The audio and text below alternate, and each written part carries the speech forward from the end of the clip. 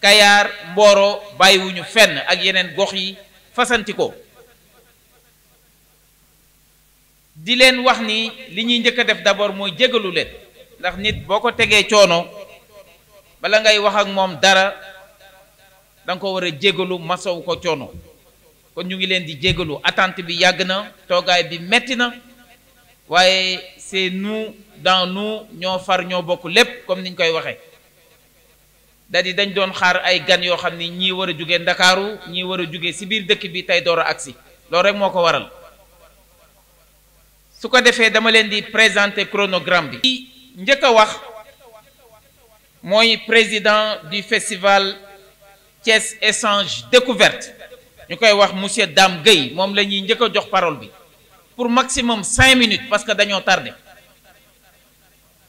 intervenant bu nekk dinañ la jox maximum boo defee 2 minutes moo ñu gënal 5 minutes maximum bu ñu jógee ci ñooñu ñaar ñi war a def seen communication muy ki jógee ADPME ak beneen intervenant bi ñu jox leen maximum 20 minutes su ko defee yàlla dinañ dimbali ba bala ñuy julli tisbaar dinañ mën a jël pause añ daal di julli bu ñu ñëwee nag dugg ci échange yi ak questions yi communicants yi daal di mën a répondre ci questions yi kon ki ñuy njëkk a jox parole mooy monsieur Dame Gueye qui est le président du festival TED ginnaaw sëñ Dame ñu ngi jox parole bi monsieur Amadou Mokhtar Sey qui est le président de la chambre des métiers de Thiès moom it pour 5 minutes bu ñu jugee ci monsieur Sey ba noppi dinañ jox monsieur Insa Dieye qui est le président de l'union nationale des chambres de métiers du Sénégal moom it pour maximum 5 minutes bu ñu paree ñu daal di dugg ci première intervention bi premier exposé bi premier thème bi nga xamante ni ci mu ngi tourner ci le financement de l'artisanat benn expert bu ñuy wax monsieur Gueye jóge ADPME moom moo koy def mu ngi nii toog ginnaaw monsieur Gueye bu ñu ko joxee la parole pour maximum 20 minutes ñu jàll ci deuxième intervenant bi nga xam ni moo war a wax ci le digital au service de l'artisanat ku ne xam na ni digital gan gu bees la gu ñëw ku bëgg sa affaire dox faaw nga boole ko ci moom la ñuy wax digitalisation di internet ak lépp lu aju ci xarale yu bees yi xarale yu yees yi. dañ ma fi soufflé ni ma dañoo am ñaari nit ñoo xam ni ci festival bi lañ bokkoon dañoo nekk ci dëj góor gi Ale Wade ci festival bi la bokkoon dafa noppalu démb waaw pas Ale Wade su ko defee ak ku bokk ci sous commission ci benn ci sous commission yi ñu naan ko sëñ Mbacké moom it rakam dafa wàññeeku. kon yell na bala ñuy door ñu seet benn imam wala benn kilifa diine wala si koo xamante ne si mën na wax si turu diine l'islam ñeneen ñi tamit ñaan si seen diine ñu daal leen di ñaanal yàlla suñu borom dogal si daraja yonent bi alayhi salaatu wasalaam suuf woyof si seen kaw kon sëñ Jibi ñu ngi lay déglu pour koo désigner rek defal ñaan Jibi ñaanal waaw kon ñu def fatiha ñetti peru salaatul fatihi ya latif juróom-ñeent ñu ñaan yàlla suñu borom mu yërëm leen waaye bu mu sa yem kese ñun ñii fi nekkit suñu mbokk yi yàgg a jiitu yàgg a dawlu ñu dugaale leen ci ñaan gi ngir yàlla yeesal seen yërmande bismillah lillahi rabbil alamin amin ya rabbal alamin yàlla nañ ko yàlla nangul kon ñu ngi jox directement parole bi donc ki naan monsieur Dame Gueye mooy président wu festival TED Thiès Échange Découverte monsieur Gueye vous avez la parole merci.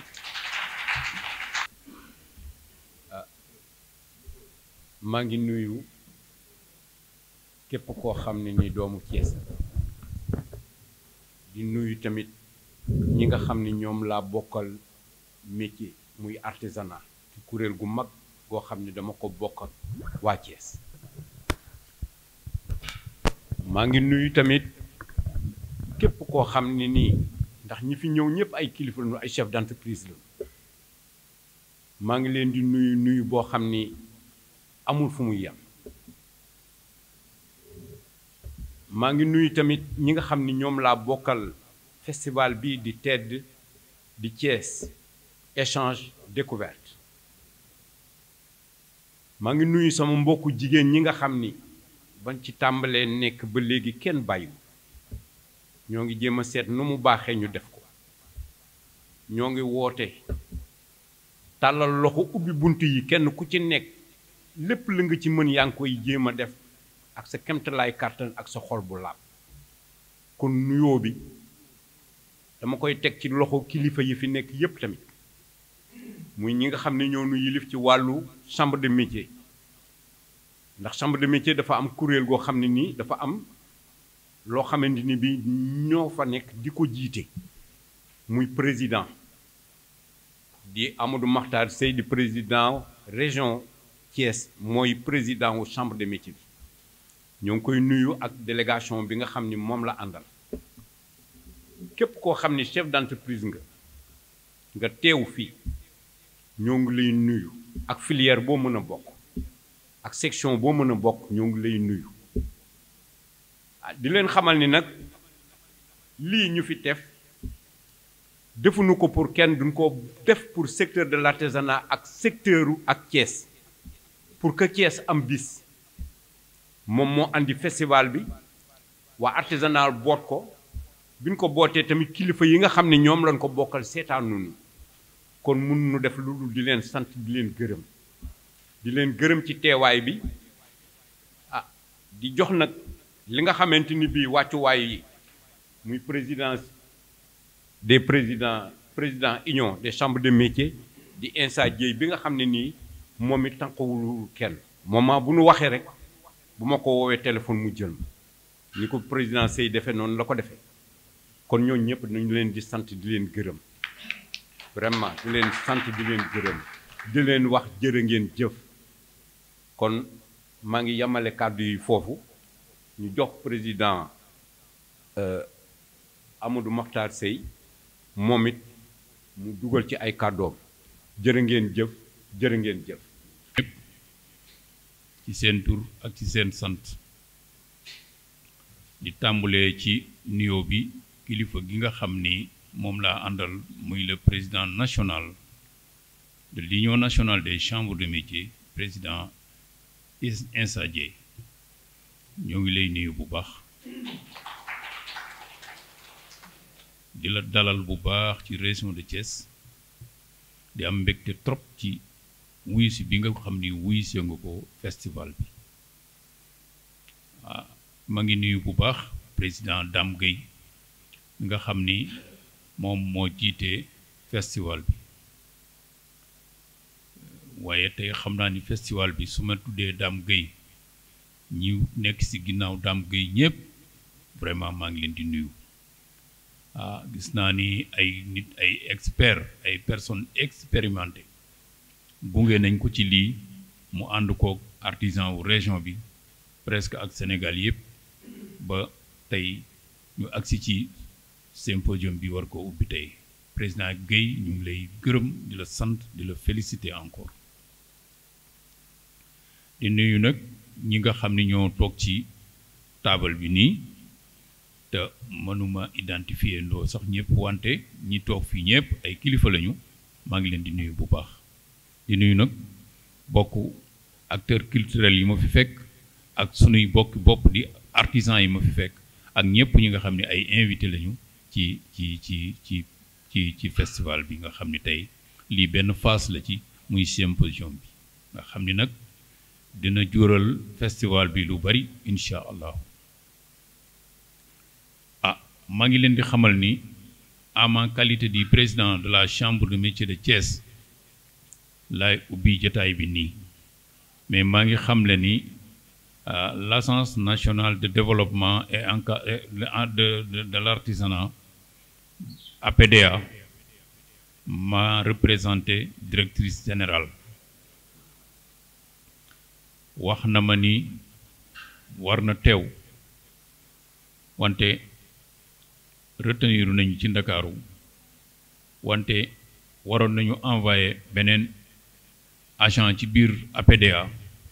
wante yàlla dafa def man mii ci conseil d'administration APDA la bokk ci la ma union nationale en l'occurrence monsieur président yebal pour ma teew ci seen jotaay maa fa représenté artisanat Sénégal kon ci casquette boobu tam indiwaale naa ko may wax ci ñaari casquette yépp ci chambre de métier ak ci APDA léegi lii nekk nii chambre de métier teel nañ ko saisir ci programme bi waxtaan ci ak moom pour xamal ko importance bi ak li ci war lépp chambre de métier bi ànd na ak ñoom gunge leen ba nu agsi fii yàlla dogal na kilifa l'artisanat bu ñuy def dara lu jëm ci artisanat wala ci monde artisanat bi yépp il faut que la tutelle ki nga xam moo fi teewal Sénégal région bi il faut que ñu koy impliquer certes que ñoom ñëpp saisir nañ leen muy les autorités commencé par le ministre commencé par madame la directrice de l'artisanat madame la directrice de l'APDA ba ci ADPME donc ak SAPCO ak ministère du tourisme ñoo ñëpp tey au finish ñoom ñëpp contacté nañu chambre de métier pour wax ci problème mu festival bi ba déggoo ak ñun ñëpp ñu bokk déggoo pour gunge festival bi kon loolu vraiment lu am solo la loo xam ni def nañ ko ki nga xam ni nag mënuñu jàll ñaari jéego te gërëmuñ ko mooy monsieur le gouverneur de la région de Thiès gërëm nañ ko ci gunge gi nga xam ni ba ñu defee concours jëmee ko si moom pour ñu activer lii def fast track gouverneur teel nañu comprendre réunir à recevoir na le président recevoir technicien yi en même temps sàkku chef de service bu ñu soxla ni soxla nañ ko gouverneur activé na ko ba nga xam ni bokk na ci biir festival bi liñ ci war a def nañ ko si def kon loolu dinaa ko seereel mbooloo mi ñu xam ni le gouverneur ak ay service am yépp vraiment jàppale na chambre de métier bi pour que ñu wuyu si waa festival bi pour liñ ci war a def yëpp ñu def taxaw nañu ci aussi lu jëm ci wàllu chef de service yi nga xam ni soxla nañ leen fii ñooñ tam activé nañ leen ñooñ tam jokkoo nañu ak man comme lu demee ni aménagement territoire monsieur Thiandoum ANAT jokkoo naa ak moom dinaa leen confirmer ni ci kàttanu yàlla war na ñëw ci xew-xew bi pour def prestation bi ngeen soxla woon ci moom te mooy mu waxtaan ak yéen dafa leen benn exposé dafa bokk ci nag démb ci ngoon lay door a déggante ak man vraiment mu xamal ma ni ma léegi kon bu subaa day dem ci benn mission cene ba wante lu wees tepp ci midi wala une heure rek dina ñëw fii ngeen bàyyi ko xel président dina ñëw monsieur le maire de Mékhé déggante nañu ci suba wax na ma ni bëgg na ñëw ci xew-xew bi mu ngi ci waajtaay am na nag xew-xew ci wàllu famille boo xam moo koy tënk ba du mën a xëy ñëw mais lu mu mën a def ba bu xew-xew yooyu paree ci moom dina egsi fii ci yéen loolu tam confirmé na ni dina ko def incha allah li ci des nag mooy bu ma bëggoon lim tey day gudd wante maa ngi leen di xamal ni madame la directrice générale bu APDA mu ngi leen di nuyu bu baax madame Sy Sophie Senga madame Sy mu ngi leen di nuyu bu baax mu ngi wone ni tam déglu na seen xew-xew bi jox na ko importance bu mag wax na ma ni nag moom bu sañoon moom mooy teew fii fekk ci jataay bi ànd kook ñun ba mu jeex tàkk waaye APDA bari na liggéey bu mag boo xam sumb na ko ci Sénégal ngeen xam ko ma ciy profité di wax ni instance bu ñu mën a am yaakaar la waaye instance bu ñu yokk suñu yaakaar la ndax madame la directrice générale ak équipe bi nga xam ni ñoom la àndal mu ñu boole ci monsieur le président du conseil de surveillance monsieur Diané kon ñoom ñoo ngi waxaale ci seen tur xamal leen itam la war ci ñoom ci seen taxawaay itam démb la ñu toog di ci constitué wu mënuñu ko finaliser ñu xamal ma ni ma lépp luñ ciy toppal dinañ ko def jaarale aussi ñun ngeen jot incha allah donc saisiroon naa madame la directrice générale de l'artisanat moom itam waxtaanoon nañu ci mu amoon yéene teew si fii tey wante dem na ba liggéey yi ak tournée bi ministre bi def ci diggante bi tax na liggéeyam xat ba finalement jàpp naa ni président union sax moom dina ko représenté waale incha allah buy wax kon yooyu laa bëggoon leeral vraiment mënul gàtt bay mu nekk 5 minutes waaye nag warul ëpp 5 minutes lu bari tam donc maa ngi leen di gërëm bu baax vraiment di encourager nag ñiy def festival bi lii première édition la def ngeen ko lii moom nekkul sas ci yéen waaye nag deuxième édition ba nekk na sas ci yéen boo xam bii war ngeen ci teel a jublu tàmbali ko xalaat mais ngeen waajal ko bu ma terminer nag te gërëmoo monsieur Diop waaw moom sonn na ci liggéey bi trop recevoir naa leen chambre de métier moom monsieur Dieye vraiment maa ngi leen di encourager bu baax di leen féliciter vraiment di rafetlu bu baax seen taxawaay di gërëm bu baax doyen Thiam parce que gis ngeen ni sax damaa yëkkati sama loxo parce que Thiam dafa jeex ci secteur artisanal ak culture su ma ciy wax day kawe mais kon du ma ci guddal dama koy tënk foofu ñu xam ni Thiam ku ñu war a sant la ku ñu war a gërëm la ku ñu war a sargal la waaw kon Thiam yàlla na ko yàlla bàyyi suñ kanam yàlla may ko wér waaye lii ñu sumb di ko doxal ba mu egsi fii yàlla nañ ci yàlla may ndam dinaa gërëm madame Maymouna Samb ak madame Thioro Diop ñoom bi ñuy ñëw di ma seet si ñaar ñooñu ñoo jiite délégation bi ma ni leen bu ngeen ma dee seetkat fi mu nekk nii yéen ñi bu ngeen xësee taxaw amul lu ngeen may ñaan da ngeen naan nañ def lii rek ñoo ànd def loolu yëpp te loolu noonu lañ doxalee ba egsi fii yàlla def na dem nañ ba egsi ci tey war a àggale président Dame ñu ngi lay félicité waat bu baax yaag sa équipe di sant yàlla bu baax di ñaan yàlla lii yàlla eggale ko fi nga xam foofu lañ ko séentu ci barke Seydina Muhammad sallallahu alayhi wa sallam allahumma salli ala Seydina Muhammad sallam gërëm di leen sant ci accompagnement bi ak taxawaay yi kon ñu ngi dem directement jox la parole donc à monsieur Insa Dieye président de l'Union nationale des chambres des métiers du Sénégal ñoom ñu ngi ànd ci seen délégation ak ku naan monsieur Abdoulaye Tall qui est le président des affaires juridiques ñu ngi ànd ak monsieur Mamadou Seck secrétaire élu à la chambre des métiers de Thiès donc monsieur Dieye vous avez la parole merci. di commencer suñu nuyoo ci le premier vice-président de l'Union nationale des chambres de métiers du Sénégal, président de la chambre de métiers de Thiès, par ailleurs représentant des artisans au niveau du conseil de surveillance de l'APDA, monsieur Amadou Mokhtar Sey. Je voudrais également transmettre les salutations et encouragements du ministre du tourisme et de l'artisanat, monsieur Mountaga Diaw.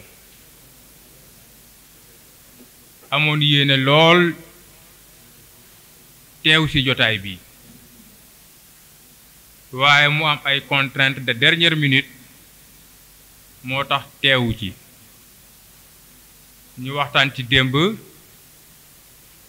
mu yebal ma fi ma teewal ko fi teewal fi cabinet mi yépp loolu nag su ngeen gisee ministre artisanat jox cër activité bii nii yéene gi mu am ci secteur de l'artisanat la waaye li ko gën a motiver yi tamit bokk na ci seen président Dame Gueye bii nga xamante ni il est dynamique nekk jàmbaar yi tamit ci secteur de l'artisanat sànq maa ngi koy dégg mi ngi wax ne li ko neex ci man mooy dama accessible fu mu ma ooyee jot ma waaye xëj na moom mii nga xamante yi tamit dafa jiite kuréel na mu mel moo tax autorité yi seq artisanat accessible ci moom ndax kat mosuñoo gisee ba mu wax ma boppam saa yuy wax rek waxi artisanat Thiès lay wax concernant la région de Thiès président chambre de métier Thiès nag ak la région de Thiès man dama koy wax saa su ne la région de Thiès moo nekk la vitrine de l'artisanat du Sénégal Fatick laa dëkk de nekk président chambre de métier de Fatick waaye j'en suis persuadé artisanat ni mu doxee fii ci Thiès doxewu ko ca Fatick wax sa mbaaxaayu moroom wàññiwul ci sa mbaaxaay dara terewul nag maa ngi góorgóorlu di jéem pour seet naka laay relever le défi ba niveau bi Thiès toll ma toll foofu loolu nag su fekkee artisanat boobu ñu ngi wax ne Thiès la région de Thiès mooy la vitrine de l'artisanat mais daa am ku nekk ca bopp ba ka nekk ca bopp ba moom moo koy doxal moom mooy encadrer le développement du secteur de l'artisanat du keneen ku dul le président de la chambre des métiers di Amadou Mokhtar Seye président ñu ngi lay encourager di la jaajëfal di la wax ne lancé bi nga nekk baax na nga continuer ci en tout cas am na ñu bégte lool suma diggante maak yow suñu collaboration fi may njëkkee sama communication mooy ñun artisan man mécanicien la comme yéen ñi fi toog kii cordonnier la kii couturière la kii leneen la kii leneen la kii leneen la amuñ leneen lu ñu gën a rëy chambre de métier chambre de métier mooy l'instance bi nga xamante ne ni moom moo nekk interlocuteur artisan yi ak les pouvoirs publics kon artisan bu taxaw chambre de métier taxaw nga sa bopp artisan bu suufeel chambre de métier suufeel nga sa bopp président ba fay nekk ñun ñoo koy fal président de la république falu ko de ministre falu ko de directeur falu ko de mais ñun artisans yi ñooy daje fal une assemblée de 27 personnes 27 personnes yi ñooy daje ne kii moo ñu doy kii la ñu tànn léegi ko suñ ko xasee ba tànn ba dooleel ko ba nekk président bi li ñu war ñun artisans yi mooy topp ci moom ànd ak moom liggéey loolu dafa nekk lu am solo doxal na wala doxalul tant que mandaayam jeexul amul kenn ku mun ci moom dara su ko defee ñu bàyyi ci xel bu baax xam ne dooleel chambre de métier mooy dooleel le secteur de l'artisanat mais ku ko suufeel itamit yaa ngi suufeel le secteur de l'artisanat parfois ça arrive nga gis benn artisan boo xamante ne il a des relations bu ko neexee mun na gis président de la république bu ko neexee mun na gis le premier ministre bu ko neexee mun na gis les directeurs mun na gis ñëpp waaye lépp lu muy def te impliqué wu ci la chambre de métier na jàpp ne mi ngi néewal dooleel boppam su ko defee loolu ñu bàyyi ci xel moo tax daam dañ lay féliciter ci ni nga doxalee mbir mi impliqué ci tous les acteurs xam na chambre de métier mooy seen kër nga teel fa dem waxtaan ak ñoom bàyyee leen lépp leen wax ne depuis ngeen wax ko président Amadou Mokhtar Seye tamit noppalekuwul woo na ministre woo na directeur woo na ma woo na ñun ñëpp pour seet naka la ñuy def ba impliqué wu ci mbir mi kon il est important suñ ñëwee ba toll fii ñu daal di koy wax monsieur le président ñu ngi leen di encourager di la jox itamit yóbbante directrice de l'artisanat recevoir woon na leen d'ailleurs sax am na loo xamante war nañ ko teg seen loxo ci li nga xamante moom la ministère bi joxe thème yi ngeen war a waxtaanee ci symposium bii nag dafa nekk thème yoo xamante moom la artisanat soxla problème principal bu artisanat mooy le financement du secteur de l'artisanat te j'en suis persuadé ñi nga xamante ñoom la ñu jël comme consultant pour ñu ñëw débattre ci loolu débat mi fi nar a wax dinañu amal njariñ waaye suggestion bi may joxe rek mooy léeg-léeg ñun artisans yi détournement d'objectif daf ñuy sonal détournement d'objectif nag lu tax mu ñuy sonal pression sociale bi ñuy daj ci biir kër yi moom moo tax damay nekk artisan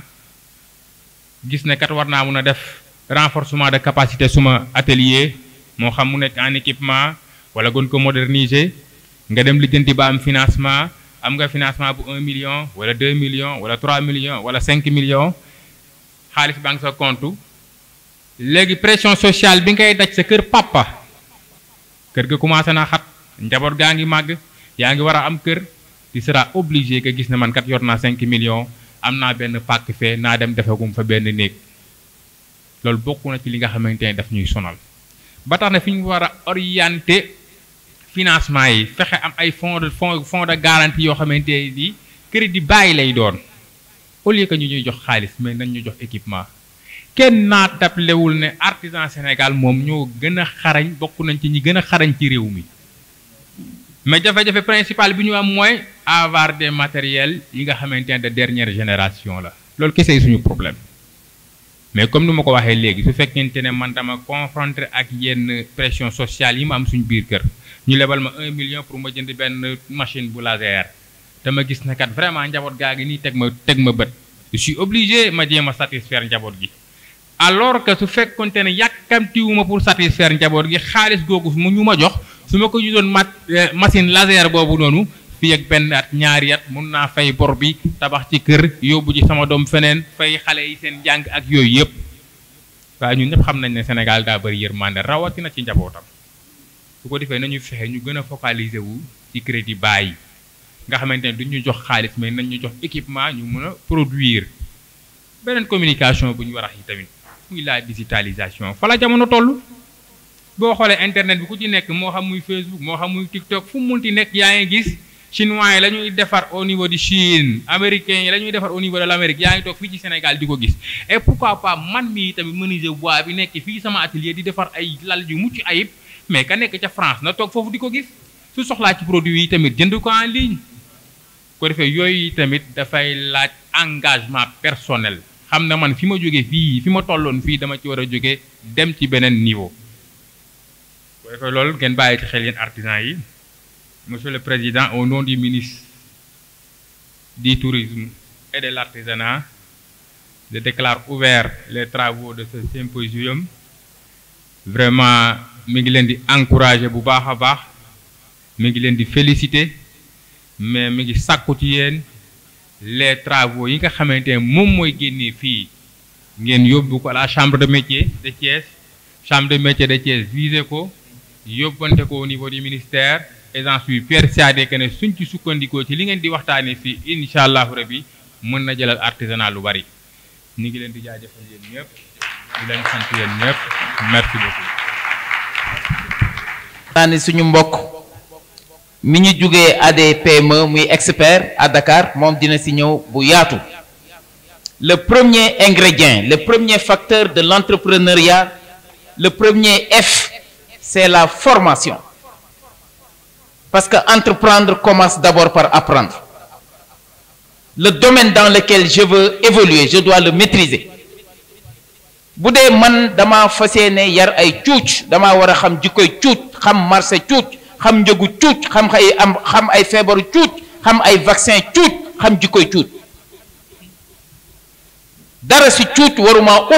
loolu la naan la formation. Parce que entreprendre commence d'abord par apprendre. Le premier F de l'entrepreneuriat, c'est la formation. Yar ak métier kenn du ko am di torox. Wave ma yónneewuma dara suñu ñaari ndey yee bokk ndey ak baay mosuma dimbali wóorul ay pexe yoxamteku la te yoxamteku kenn mënu see dëkk. Le deuxième F de l'entrepreneuriat, c'est la formalisation. Rik man artisan dama war a génn ci illégalité dugg ci légalité institutionnelle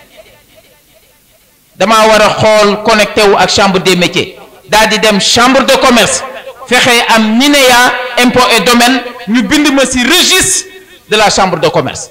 su ko defee ma légal état daf may xam wóolu ma su ma waree compétir damay compétir état di ma dénk ay part de marché may gagné xaalis di fay sama ay frais de fonctionnement ak sama ay charges d'investissement kon formalisation daf lay génnee ci illégalité dugal la ci légalité. Le troisième F de l'entrepreneuriat, c'est les financements suñu jàmbaar ji jóge Dakar ADPME dina ci ñëw muy comment financer l'artisanat au Sénégal parce que l'artisanat c'est un grenier d'opportunités, une niche d'opportunités waaye secteur bi ngay évoluer boo ko xamul seen bi avantage boo ñàkk rek yaa ko xañ sa bopp muy muy le financement muy xaalis dafa am solo ay waxi kese entreprendre mais pour nga entreprendre faaw nga am xaalis. Le quatrième F de l'entrepreneuriat, c'est l'accès au foncier. Artisans yi dañoo war a am suuf artisans yi dañoo am droit am suuf muy l'accès au foncier duma ci waxaat lu bari dama doon ubbil rek suñu jëwriñ ji suñu jàmbaar ji nga xam ni moo jugee donc Dakar donc du monsieur naka Guèye voilà Sassi Guèye donc mooy expert bi jugee ADPME ñu ngi lay dalal jàmm di la ziyaare comment 4F formation formalisation financement ak foncier accès au foncier jërë ngeen jëf monsieur Guèye vous avez la parole merci. noo ko bëggee rek. aleykum mbooloo mi maa ngi leen di nuyu ku ci nekk ci turam ak santam di jiital ci nuyoo bi ki nga xam ne mooy le président de l'union nationale de la chambre des métiers muy monsieur Insa Dieye maa ngi lay nuyu bu baax di la jox sa wàccuwaay ak sa ministère bi nga xamante ne mooy ministère du tourisme fi nga jógee di jiital ci nuyoo bi encore monsieur Amadou Makhtar Seye moom moo nekk def naa le président de la chambre des métiers maa ngi lay jox sa wàccuwaay bu baax a baax di nuyu ki nga xamante ne mooy sama doom baay moom moo tijji discussion bi monsieur Dame Guèye maa ngi lay béggee sama doom baay nga sama papa nga sama papa Dame lañ koy wax macha allah waaw kontaan nañ ci bu baax wax dëgg yàlla yal na suñu borom yàggal taxawaay bi di rafetlu li nga xamante ne mooy rencontre bii nii muy le festival des artisans mu nekk rencontre boo xamante ne lu am solo la ndax artisanat dafa nekk secteur boo xamante ne dafa nekk prioritaire ci développement dëkk ndax artisanat lu mu regroupé moo bëri dinaa ci ñëw tuuti ci kanam incha allahu rabbi damay dem directement ci li nga xamante ne mooy waxtaan bi man maa ngi tudd Saasi Guèye maa ngi nekk économiste rural de formation à l'université Cheikh Anta Diop de Dakar génn nekk encore conseiller en travail social ba pare nekk spécialiste en genre et développement maa ngi ñëw tey jii ci turu ADPME muy agence de développement et d'encadrement des petites et moyennes entreprises li nga xamante ne suñu agence bi ki ko jiite mu ngi tudd suñu directrice mu ngi tudd Marie Rose Khady Fatou Faye defe naa ne ñu bëri war nañu ko xam ñun ñu ngi rattaché wu ci ministère bi nga xamante ne mooy le ministère du commerce kon comme ni ko monsieur Diop waxee léegi ñun dañuy liggéey en parfaite permanence ak les chambres de commerce en tant que agent à l'ADPME thème bi nga xamante ne tey moo ñu réunir mu nekk le financement de l'artisanat dafa am solo mais balaa ñuy wax financement wala balaa ñuy wax promotion dafa am li nga xamante ne moom la ñu war a jiital monsieur Diop sànq junj na ko mooy li nga xamante ne mooy formalisation sànq monsieur Dieye wax na lu am solo nee na da ngeen war a dem am registre commerce ut ni ne yaa ñu mën leen enregistrer mais loolu su ngeen ci yemee loolu ñun dañ koy wooyee li ñuy wax immatriculation mu ngi mel ni nga jël oto bu amul matricule nga dem def ci matricule ñun loolu immatriculation lañ koy wooyee mais ñun ñu ngi jàpp koo xamante ne dafa formel entreprise bi nga xamante ne mu ngi tenir maintenant dem na ut registre commerce ak NINEA ba pare loolu mooy lu premier bi su amee registre commerce ak NINEA ba pare dafa war a dem maintenant di tenir sa comptabilité xam nga di liggéey te li ngay liggéey xamoo li ngay jënd xamoo li ngay jaay nu mu toll mënoo ko matérialiser loolu amul solo da lay réeral day tax yow doo formel ñun formalisation dañ ko xëcc ci niveau bu kawee bokkut ak ut registre commerce ak NINEA kese loolu immatriculation la donc formalisation da ngay tenir sa comptabilité am ay état financier mooy at bi jeex na liggéey nga ba at bi jeex nga ne xaaral ma def sama état financier lan laa dépensé lan laa am comme recette lan laa fay comme nangam wala lan laa leble lan lañ ma lebal loolu yëpp mooy état financier loolu ngay génne teg ci table bi soo bëggee gagné ay marché loolu ngay génne teg ci table bi tey jii da ngay gis ñu toog naan lu tax marché bi ñu jox ko diw lu tax marché bi ñu jox ko diw te pourtant ki gagné marché bi sax da ngay gis ne moom su paree day ñëw employé ñi nga xamante ne ñoo nekk ci suuf ñoo ñëw dàq liggéey téeméer junne yoon mais ñooñu mënuñ jot ci marché yi ndax lan ndax ils ne sont pas formés. formalisation kon dafa dépasser niveau immatriculation kese immatriculation mooy am registre commerce ak NINEA boo yemee foofu tu es matriculé léegi nag boo demee nga formel da ngay tenir sa comptabilité di xam lan ngay dépenser lan nga am ay état financier comme j'ai dit maintenant au-delà des états financiers sa employé yi da nga leen war a defal ay contrat de travail enregistré ko à l'inspection du travail foofu la ñuy xam ne yow nag maintenant tu es formel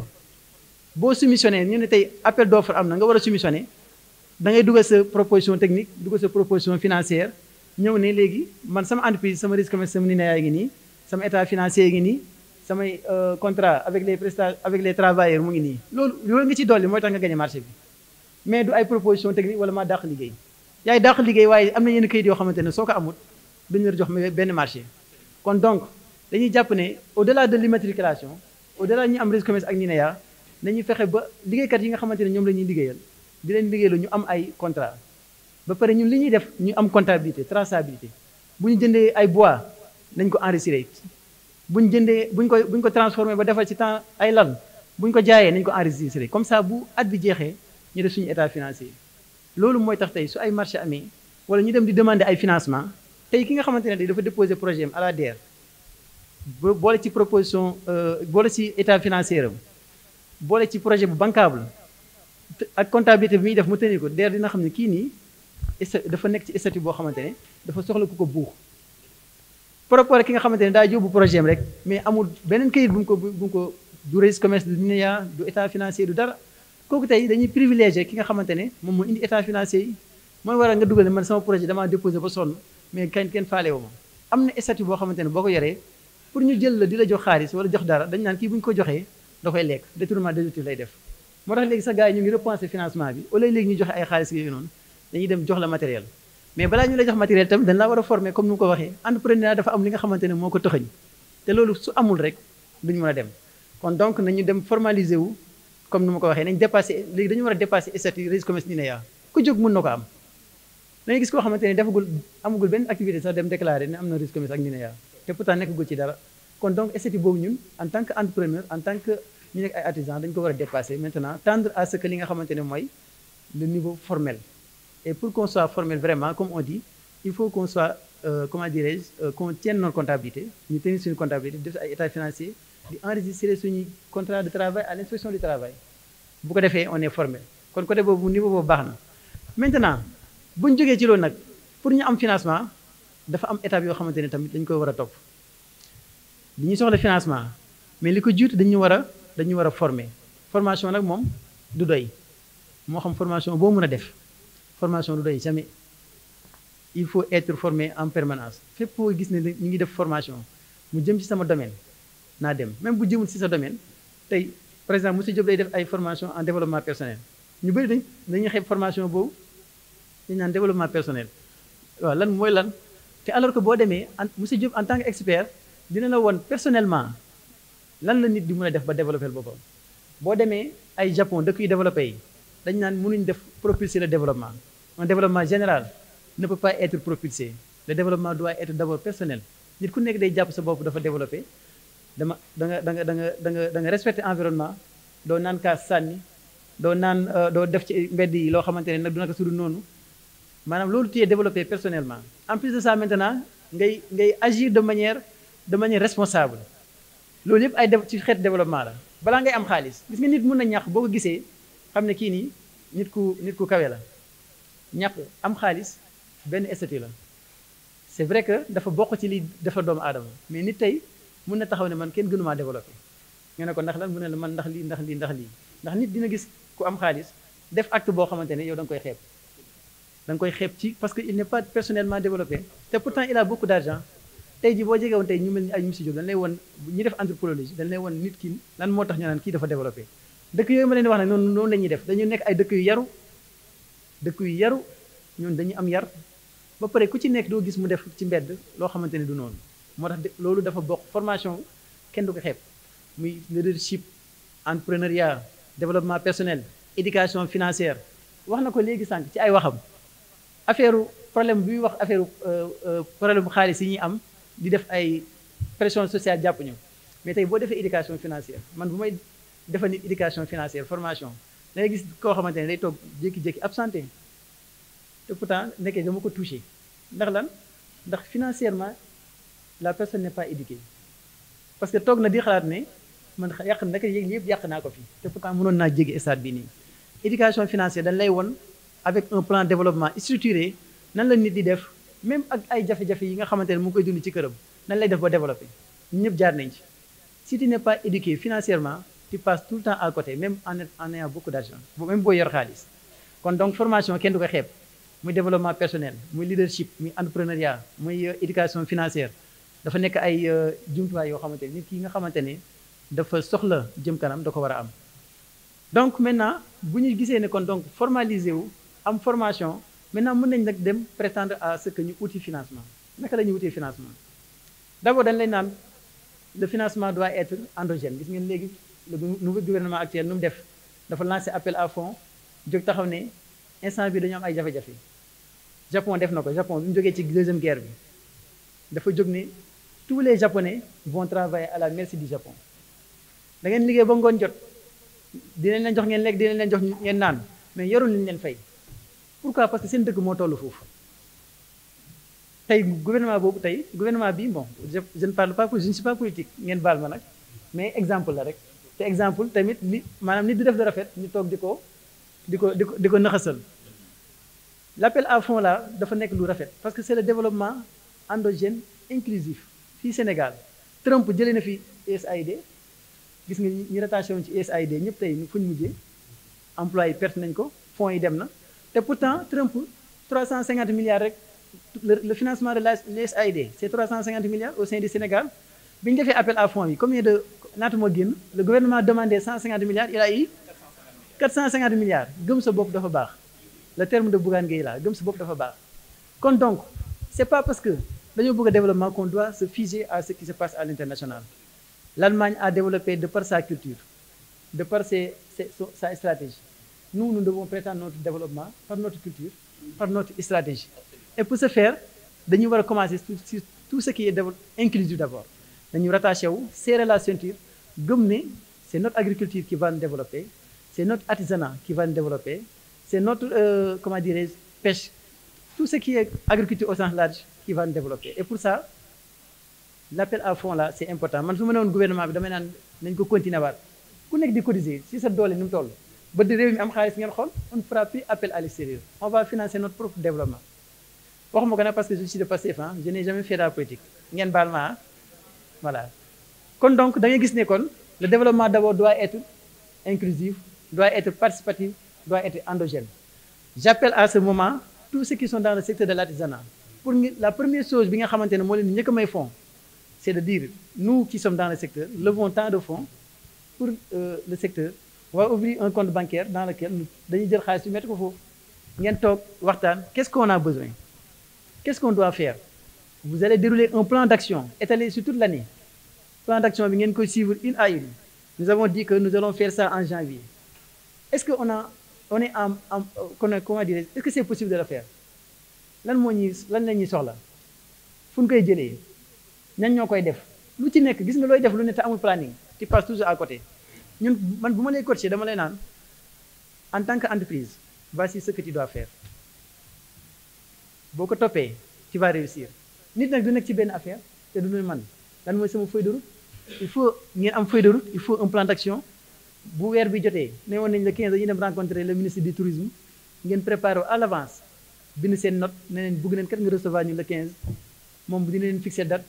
Bu ngeen ñëwee ci plan d'action bi di ko def le bilan da ngeen ne waxoon nañ ne le 15 dañuy rencontrer ministre bi mais mujjutoon antu on l'a rencontré le 20. Waxoon nañ dinañ am balaa avril tant de francs CFA mais mujj am loolu lii leen am lan moo tax léegi loolu noonu arrivé ñu c'est-à-dire loolu da lay may nga am une vision claire de ce que tu vas faire et de ce que tu veux faire. Donc lépp lu ñuy def ñun en tant que liggéeykat nañ ko planifier nañ ko waxtaanee def ko sur maanaam gis nga du dama ko jox exemple chaque fois da ngay gis entreprise yu mag yi bu ñu liggéeyee ba at bi di waaj jeex qu'est-ce qu'ils vont faire dañuy dem hôtel wala nangam dajaloo ne léegi at bii di ñëw pare nañ at bi di ñëw lan lañu war a def dañuy planifier dañ koy préparer. Donc il faut donc ñu am organisation dafa baax il faut que qu'on soit organisé vraiment pour aller de l'avant.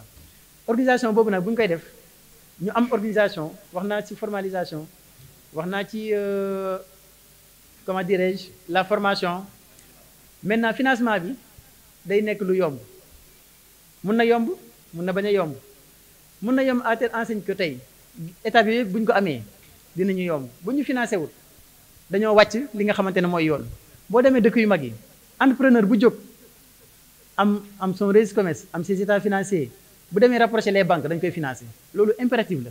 Fii ngay ñëw am sa projet bu bancable bu ñu naan la indil garantie indi sa kër ak indi sa nangam ak nangam loolu amul ci dëkk yu développé yi mais ñun dañ faa toll dañ faa toll parce que ñoom dañuy naan kii nii lii mu développé nii su ma ko financé fii balaa muy yegg janvier ñu ngi ci janvier balaa ñuy yegg juin dina mën a jot xaalisam parce que gis nañ li mu leen woon gis nañ le marché gis nañ la demande en consommation. Kon donc kii nii bu ñu ko dimbalee mu industrialiser son travail, il va forcément réussir. te tamit damay wax benn affaire ci activité yi nga xamante ne moom la ñuy def da ngay gis artisanat exemple bu defar lalam ba mu baax exposé ko ni da koy jaay loolu du liggéey de lal bi balaa nga koy defar clientèle bi dafa war a taxaw le marché doit exister avant la production tey entreprise yu mag yëpp di jouer ci consommation doomu aadama yi seen marché dafa exister ba pare dañuy ñëw rek jaay ils vont ventiler très facilement mais yaay defar sa production defar sa produit mu def 4 mois 5 mois ci biir atelier bi te pourtant am na koo xamante ne mu ngi Casamance loolu da ko soxla mais tu n'as pas fait l'étude de marché dafa étude de marché xam fan nga war a accentuer wu tu n'es pas digital kii def kii ci kii bi dina ci ñëw loolu yëpp boo ko manqué da ngay am problème donc de manière sommaire encore ma tënkaat le financement dafa am yu ko jiitu c'est la formation c'est la formalisation avec un projet bien bancable boo xamante ne dafa am ay études financières yu révélé sur combien de temps la personne là la somme d'argent bi mu investir dina ko récupérer boo demee banque yóbbu fa sa projet lu muy xool mooy l'étude financière day dem ci tableau de trésorerie bi xool la vanne la valeur actuelle nette ndax vanne bi supérieur na ak investissement bi dana kon baax na mu xool le TRI le taux de rentabilité interne ndax taux de rentabilité interne bu jege na 100% bu passé wul 50% danaan projet bi baaxul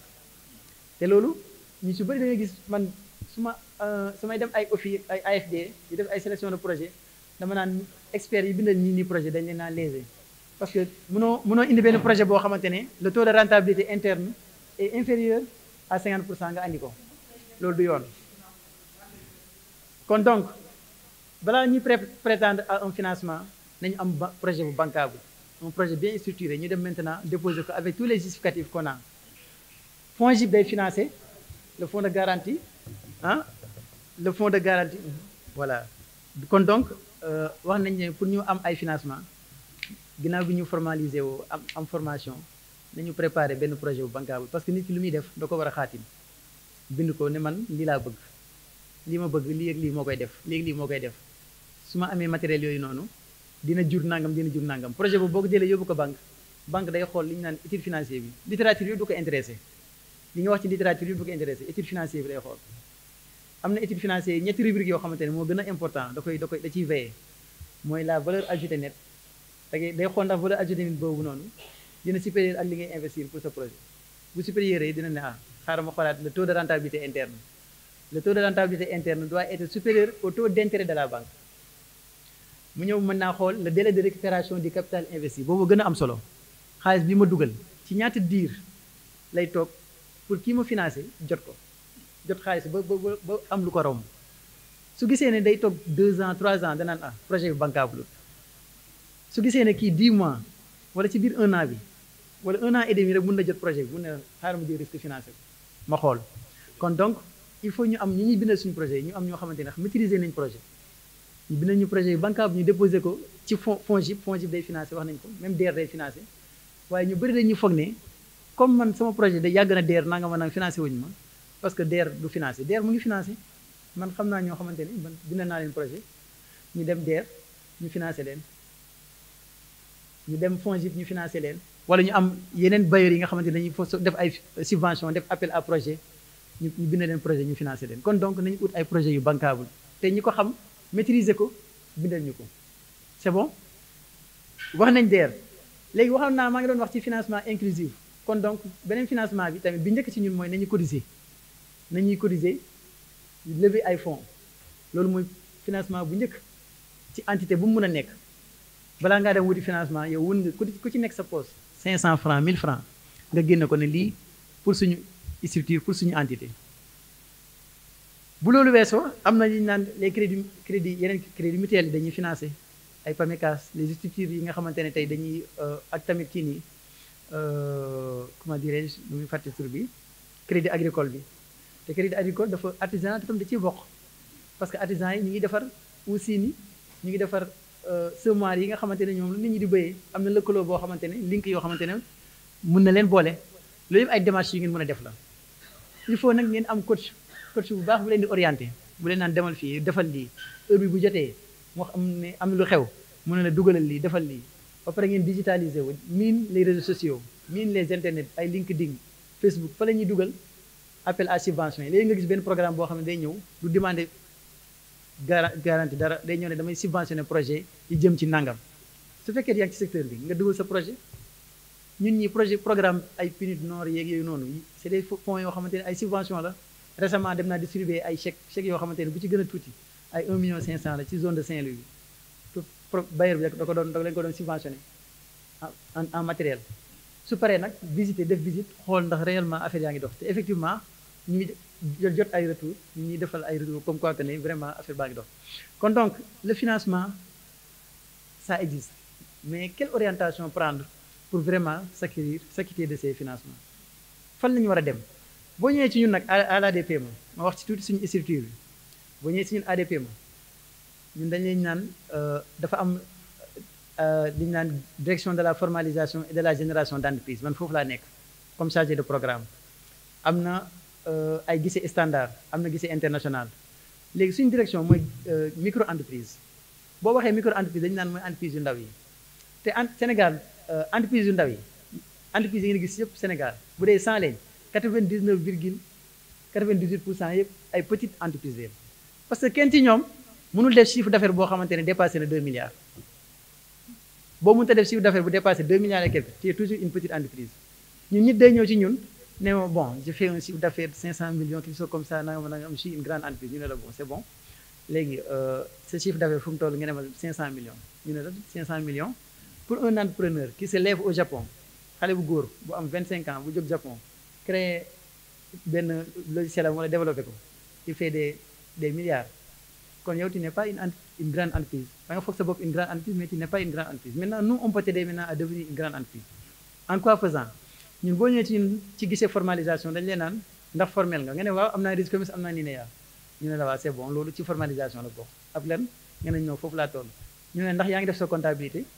nga ne non man moom liy dugal liy génn du ma koy kii def gérer kii laa koy def rek ñu ne ndax am nga ay état financier ndax am nga nangam ñu ne ñu non ñu encadré la maintenant ci loolu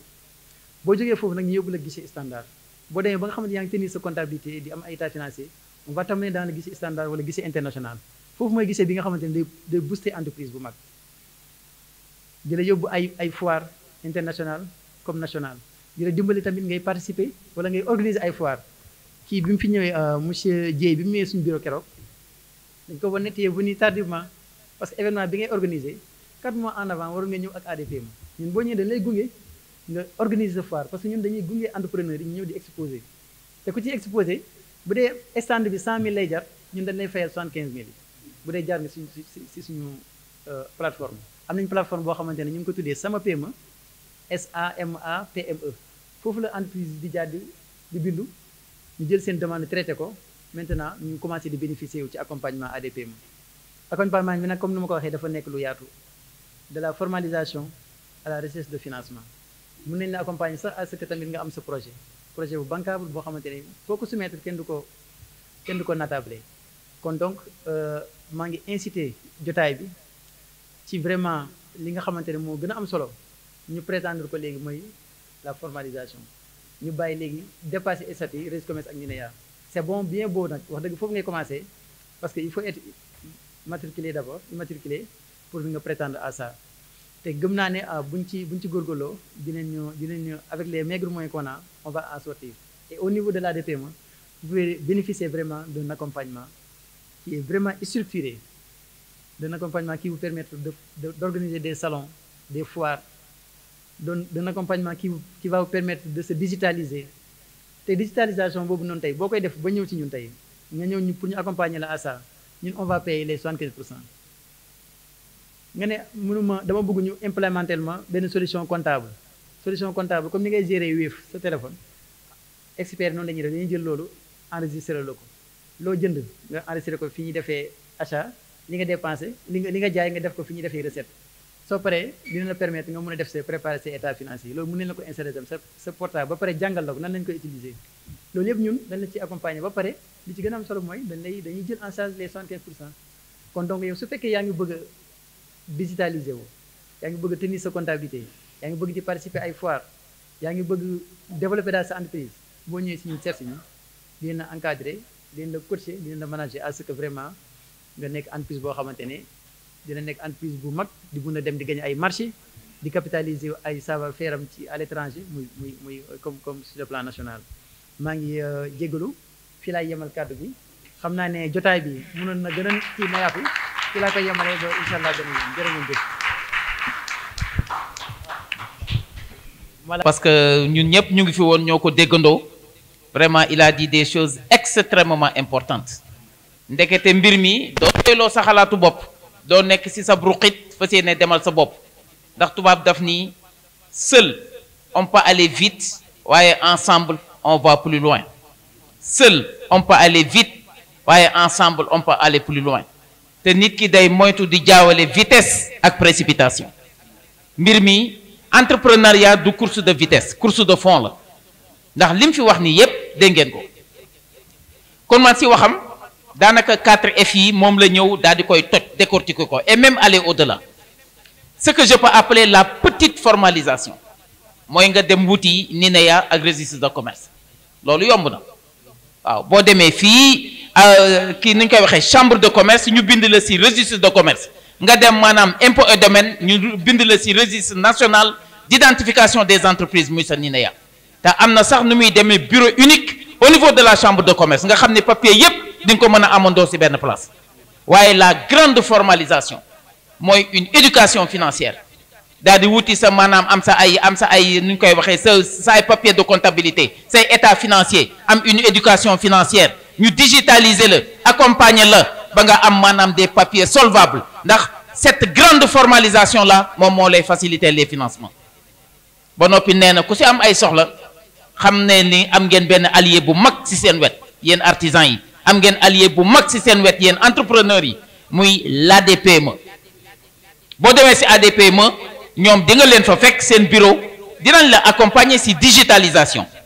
charge ak frais ñoom ñoo koy supporter à hauteur de 75%. dinañ la jàppale ci nga mën a créer ay foire ñu daal di lay coacher ba nga mën di participer à des festivals à l'échelle nationale comme à l'échelle internationale waaye dinañ la jàngal tenue de caisse jàngal la comptabilité wutal la tamit ay logiciels yoo xam ni dañ la koy placer ci sa ordinateur nga mën di dugal say rentrée d'argent mën di dugal tamit maanaam say dépenses su ko defee nga am maanaam des états financiers maanaam en due et bonne donc loolu ginnaaw loolu nee na tamit formation du doy il a parfaitement raison la formation c'est comme l'apprentissage c'est du berceau au cercueil berceau la ba cercueil yonent bi sallallahu alayhi wasallam nee na bis bu ma naree toog te naruma yokku ci xam-xam bis boobu yàlla bu ma ko fekk kon nit doo xeeb xam-xam la vie c'est un voyage et n'importe quel bagage que tu puisses ramasser pendant ce voyage-là ramasse-le et mets-le dans tes poches parce que un jour viendra ce bagage-là te sera utile kon njàng du doy li mag ñi daan wax njàngum àddina du mokk mathématique dina mokk algèbre dina mokk géographie dina mokk waaye njàngum àddina du mokk ndax bis boo xëyee am darsu bu bees boo war a jàng kon it kon formation comme jàng àddina la formation du mokk du doy du jeex maanaam du limité la formation elle est toujours continue moo tax tubaab naan formation continue kon bu ma doyloo sama xel bu ma doyloo samay xalaat bu ma wét on est dans un monde de réseau on est en globalisation on est en mondialisation la mondialisation est une nouvelle philosophie planétaire qui promeut l'interconnexion l'harmonisation et l'uniformisation de l'ensemble des systèmes à l'échelle planétaire képp ku wét ci sa ruq amoo benn chance parce que ni ma ko waxee lëkkaloo la dans le passé pour être riche et respecté il fallait beaucoup de terre beaucoup de bétail beaucoup de greniers remplis beaucoup d'épouses beaucoup d'enfants loolu moo doon mandargaal dayoo doomu aadama bi mu am ci biir société bi loolu woon ni na tey en ce 21e siècle pour être riche et respecté il faut le savoir xam-xam bindal xam-xam waddalal x bi mooy xam-xam boo koy sàkku doo topp bakkan bi mooy x bi waaye bis boo tàqalikoo ak x bi lu fay des am kon xam-xam boo ko bëggee da ngay tàqalikoo ak bakkan bëgg àddina xam-xam moo lay jox am waaye ëllëg te commencé na pour être riche et respecté il faut des réseaux muy la mondialisation mooy li mu wax léegi les links les réseaux l'interconnexion foofu laay wàccee kàddu gi di dugal suñu deuxième intervenant bi nga xamante ne si moom moo ñuy wax si diggante digital ak entrepreneuriat maanaam digital ban aspect la am si artisanat digital fan la mën a yóbbu artisanat ku ne xam na ni digital boo ko waxee mooy les TIC les technologies de l'information et de la communication on est en mondialisation mondialisation 4 dimensions la politique économique et financière socioculturelle ak la mondialisation de l'information et de la communication foofu la ñuy dugal les TIC lan moo leen tax a jóg développer la communication et rendre accessibles les informations modérateur rek la du ma sa sori naa jox parole bi conférencier bi mu mën ñoo dugal jërë ngeen jëf. li nga xam ni moo ñu war a jëmale ci kanam te mooy wàllu digitalisation su ñuy wax nag digitalisation dañ koy wax ci lépp li nga xam ni am na relation ak ordinateur donc pour niveau bi bañ a sori rek tey damay joxe benn exemple digitalisation bu gën a yomb est-ce que am na entrepreneur yu nekk fii yoo xam ni Google rek la ñu dugg référer seen entreprise tey ma soxla ñaw benn tenue couture ma ni damaa soxla costume africain boo xam ni Thiès lañ ko defaree mu dugg sur Google ma tapé ñu génneel ma par exemple BG couture Bafou collection Cochesse ainsi de suite loolu premier élément la boo xam ni war naa mun a jàppale artisans yi yépp pour ñu mun a di jaay seeni produits beneen aspect bi mooy tey sur le monde international tey tubaab bi mun naa nekk dëkkam comme monsieur Sassi nu mu koy waxee mu toog France war a ñëw Sénégal soxla par exemple benn support de communication mu xam ni su koy transporter day metti alors que daa war a ñëw ci festival bi mu ni nan laa war a def su ma ko transporter day diis day dugg sur internet dem Google ne par exemple imprimerie laa soxla bu nekk Thiès su ko defee mu afficher ko information yi mu jël téléphone am contacter kooku wax ak moom li muy wax ak moom mu liggéey bi après mu ñëw donc loolu ci côté digitalisation bi la donc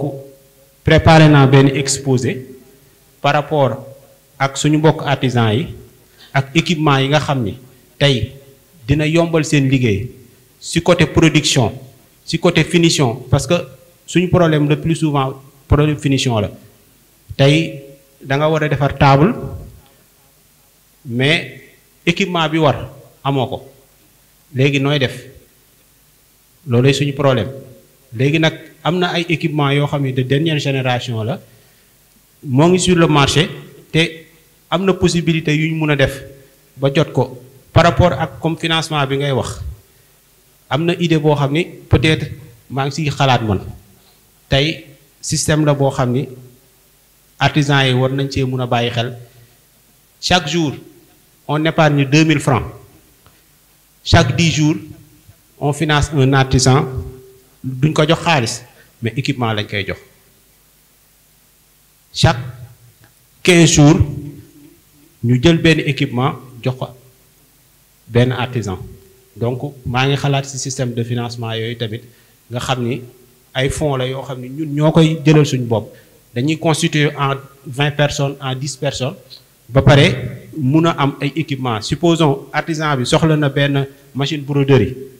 tey machine broderie bi di jar 2 millions ñu ne ko da ngeen di regrouper en 20 personnes chaque 20 jours am kenn ku am benn machine broderie parce que loolu ce sera plus facile par rapport ak nga dem ci banque yi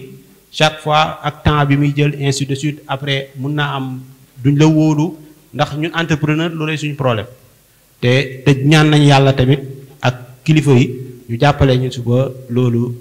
wàcc ñu kon maa ngi lancé exposé bi ñu xool ensemble li ci nekk après ñu partager information yi merci.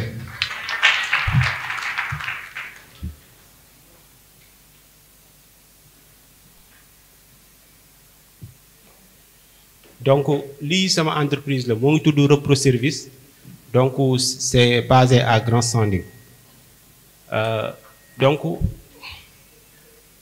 fii définition artisanat la donc mun naa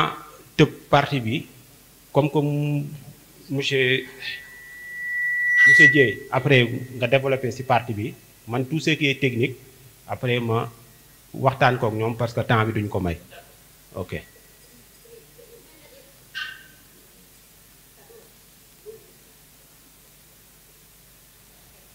donc fii laay bëgg a commencer donc fii c'est quelques réalisations yoo xam ni nos braves dames ñoom ñoo ko réaliser donc fii c'est des productions de jus en transformation des fruits et légumes donc moom moo nekk nii donc tey yii ni mu nekkee nii digitalisation bi impact bi mu ci am mooy tey lii mun nga koo dugal sur TikTok mun nga koo dugal sur Facebook mun nga koo statut ñëw ki nga xam ni moo ngi à Dakar ki nga xam ni moo ngi à Fatick wala ainsi de suite mu toog directement soxla produit bi ñu jaay ko directement donc lii tamit c'est d'autres réalisations yoo xam ni artisans yi ñoom ñoo ko def tey au lieu ñu toog di xaar comme ni nga wax ñu bàyyi seen produit yi di def 2 mois ci seen locaux yi donc lii nii artisan bi mun na ñëw directement sur TikTok def benn live directement génnee produit yi mu am yépp tey su ko defee ku ko gis dina ñëw ne ah soxla woon naa produit bi ñaata lañ koy jaayee nga jaay ko directement après nga jox ko livreur mu dem livrer ko donc tout ça par le biais du digital.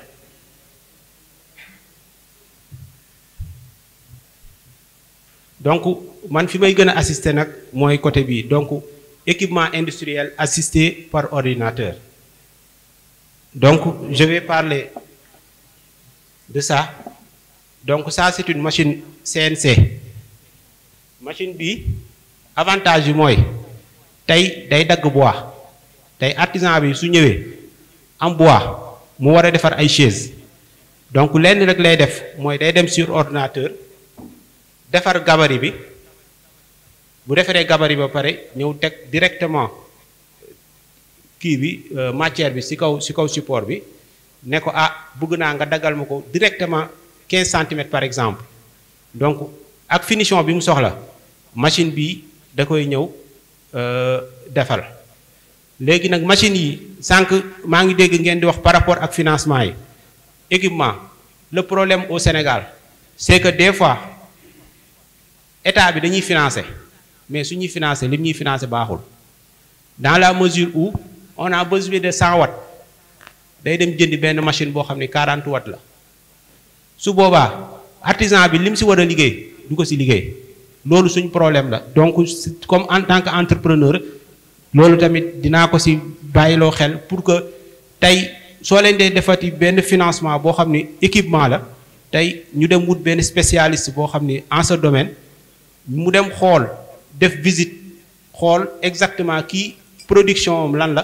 ñu soog koo mun a financer par rapport ak loolu.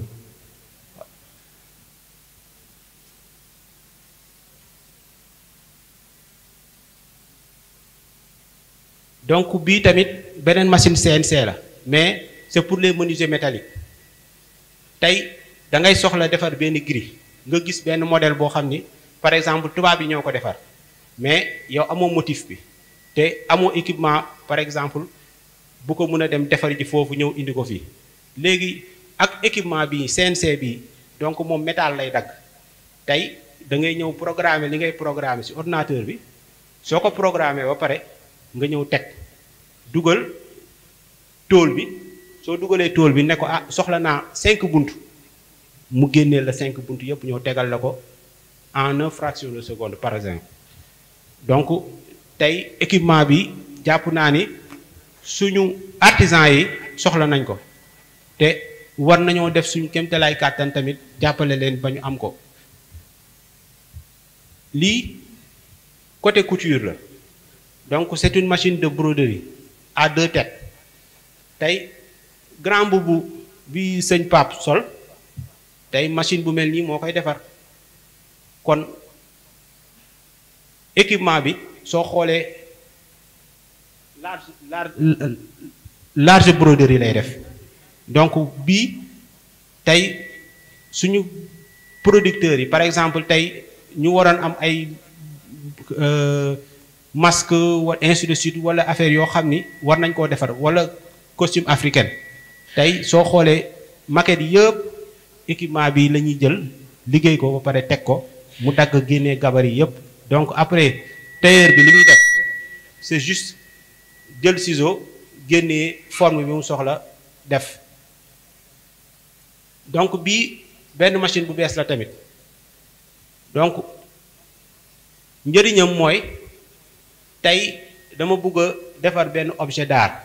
ma def ko ci mur bi su ma xoolee qualité bi ma soxla loxo mënu ko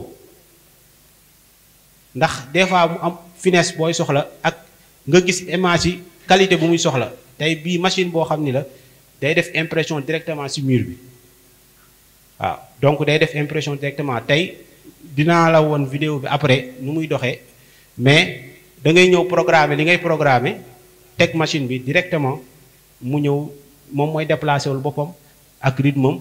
imprimer yow li nga soxla yëpp bu paree na la pare na te nekkul ay machines yoo xam ni yu cher la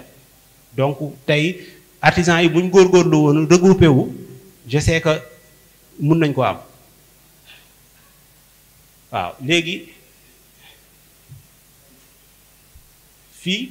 ay démonstration laa leen doon donc bii machine mooy machine CNC bi nga xam ni mooy pour menuisier bois yi moo leen di defal seen design yeeg yëpp moom moo koy def ci biir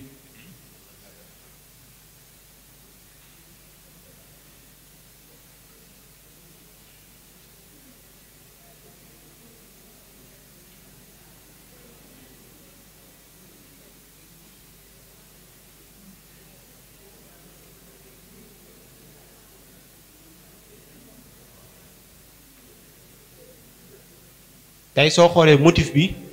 par exemple gis nga lii ci côté sérigraphie tey nit ki day soxla pour dagg defar ay gabarit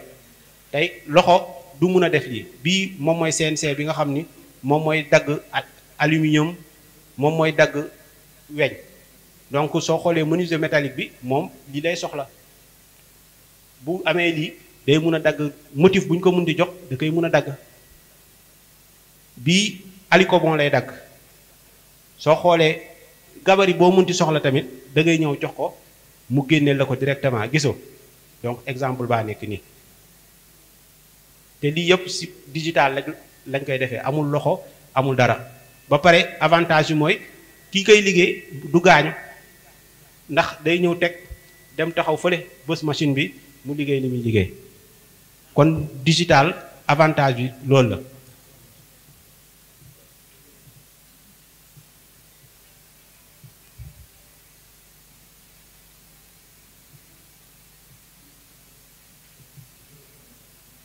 donc yenn réalisation yaa ngi nii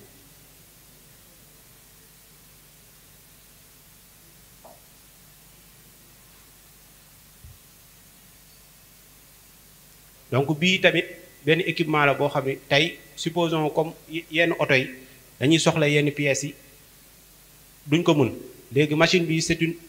imprimante 3D boo xam ni da ngay ñëw toog def gabarit bi lancer ko mu génne ko donc yii c'est des réalisations yoo xam ni machine bële moom moo koy def donc voilà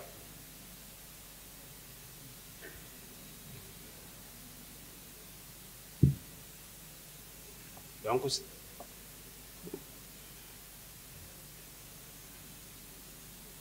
ok donc bii tamit machine découpe laser la mais découpe laser bi day dagg plastique wala PVC yooyu yëpp lay dagg donc après ak machine weñ bi day def ay décoration de ce genre.